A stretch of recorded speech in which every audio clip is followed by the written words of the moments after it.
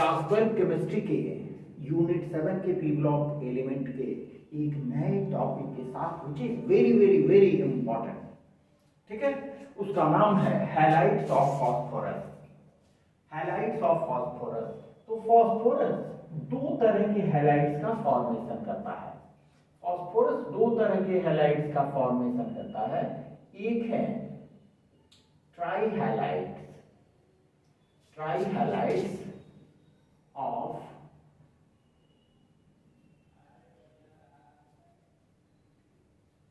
phosphorus and another is pentahalides.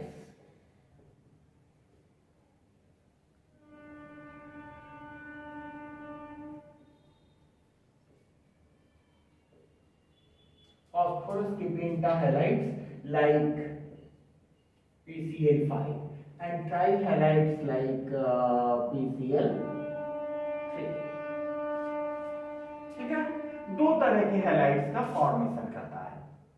लेकिन यहाँ पेंटाहैलाइड्स अधिक इंपॉर्टेंस है, अधिक फोकस में रखना है, बिकॉज इनके साथ कुछ एक्सेप्शनल बिहेवियर अधिक देखने को मिलता है। सबसे पहली बात कि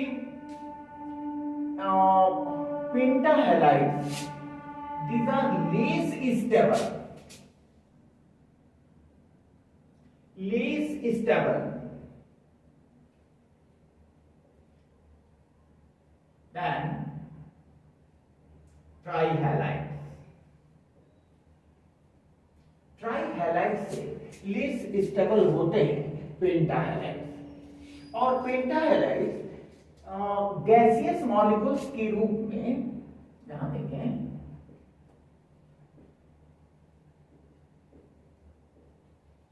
existing as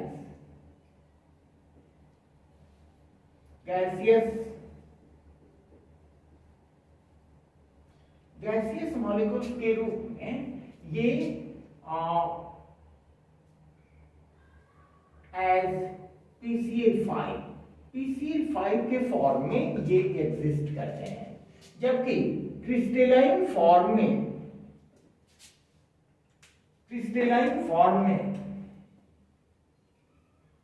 इन crystalline state existing as complex form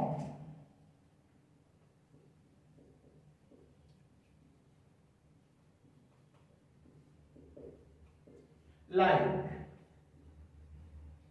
PCl4 plus PCl6 minus. ये देखिए दो तरह के फॉर्म में एग्जिस्ट करते हैं। एक क्रिस्टलाइन स्टेट में ये एग्जिस्ट करते हैं कॉम्प्लेक्स फॉर्म में, लाइक PCl4 PCl6, ये दोनों एक ही कंपाउंड में, एक ही कॉम्प्लेक्स है। जबकि गैसियस फॉर्म में existing as molecules as PCl5। ठीक है, वेरी वेरी इंपॉर्टेंट थिंग। ठीक है, अब देखें पेंटाहैलाइड्स लेस स्टेबल होते हैं। पेंटाहैलाइड्स लेस स्टेबल होने के कारण इनको अगर जेंटली हम हिट करें, ये पेंटाहैलाइड्स ऑफ फास्फोरस को, ये लेस स्टेबल होते हैं।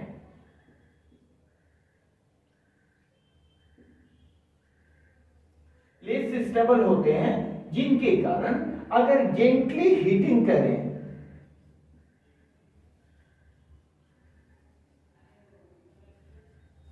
पेंटाहैलाइड्स को जेंटली हीटिंग करें तो ये ब्रेक कर जाते हैं, डिसोसिएट हो जाते हैं। देखिए जेंटली हीटिंग,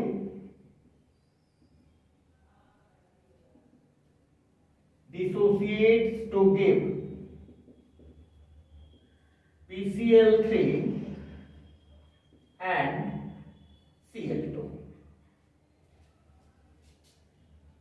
इक्वेशन क्या होगा? ये PCl5 को हमने हिट किया तो ये ब्रेक कर जाते हैं PCl3 और Cl2 में। यहां देखने वाली बात है ये है कि PCl5 क्यों PCl3 और Cl2 में ही डिसोसिएट करेगा। इसको समझने के लिए हम PCl5 के स्ट्रक्चर पर आते हैं। PCl5 के स्ट्रक्चर पर आते हैं। अगर हम देखें phosphorus in PCl5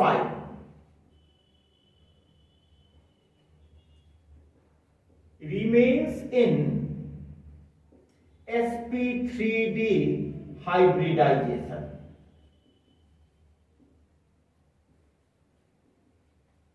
sp3d hybridization में होता है, जिसके कारण इसका शेप होता है trigonal bipyramidal.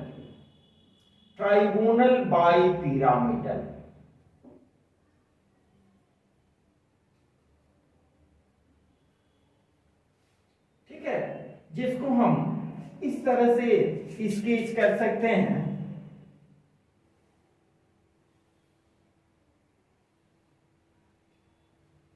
phosphorus and we have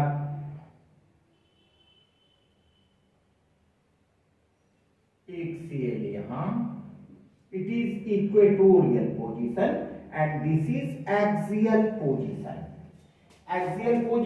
and equatorial position। तो ध्यान दें, ये जो axial position होता है, एक्सियल पोजीशन, इसका लेंथ अधिक होता है, I mean 240 पिकोमीटर। ये दोनों एक्सियल पोजीशंस हैं। एक्सियल पोजीशंस, इसका भी लेंथ होगा 240 पिकोमीटर, जबकि these three are equatorial positions। These are equatorial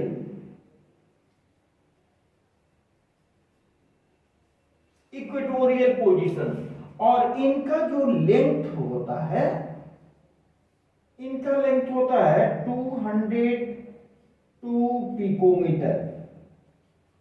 तो बहुत क्लियरली आप देख रहे हो कि जो एक्सियल बॉन्ड से बॉन्डेड है क्लोरीन एटम, एक्सियल बॉन्ड से जो बॉन्डेड है क्लोरीन एटम, उसका बॉन्ड डिस्टेंस अधिक है।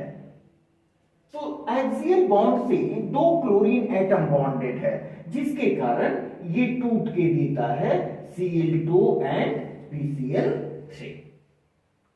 मेरी बात समझ रहे हैं? इसीलिए ये इसमें थर्मल डिकम्पोजिशन होने से इसके सभी क्लोरीन एटम एक ही साथ बाहर नहीं निकलते हैं, बल्कि the chlorine atoms which are situated at axial position get themselves removed together to give PCl5 and Cl2। मेरी बात समझ में आ रही है आप लोगों को? इसको आप लिख लो, तो आगे के टॉपिक में चलते हैं। इसमें कहीं कोई दिक्कत किसी को? अगर आप बढ़िया से समझ रहे हो तो इसको जरूर अपने दोस्तों को भी शेयर करो। और देखिए, ये एमसीक्यूज पॉइंट ऑफ व्यू से भी काफी इंपॉर्टेंट है। पहली बात ये कि अगर दो हैलाइड आपको दे दिया गया है, try halides and penta halides, तो दोनों में कौन अधिक स्टेबल होगा? ठीक है, किसकी स्टेबिलिटी कम होगी तो क्यों कम होगी, इसका शेप क्या होगा, हाइब्रिडाइजेशन क्या होगा, ये सभी एमसीक्यूज पॉइंट ऑफ व्यू से काफी इंपॉर्टेंट है। तो इसको इंडिविजुअल एमसीक्यूज के रूप में नहीं देखे, हमने एक साथ इसको कलेक्ट किया है। आइए देखते हैं नेक्स्ट टॉपिक की ओर।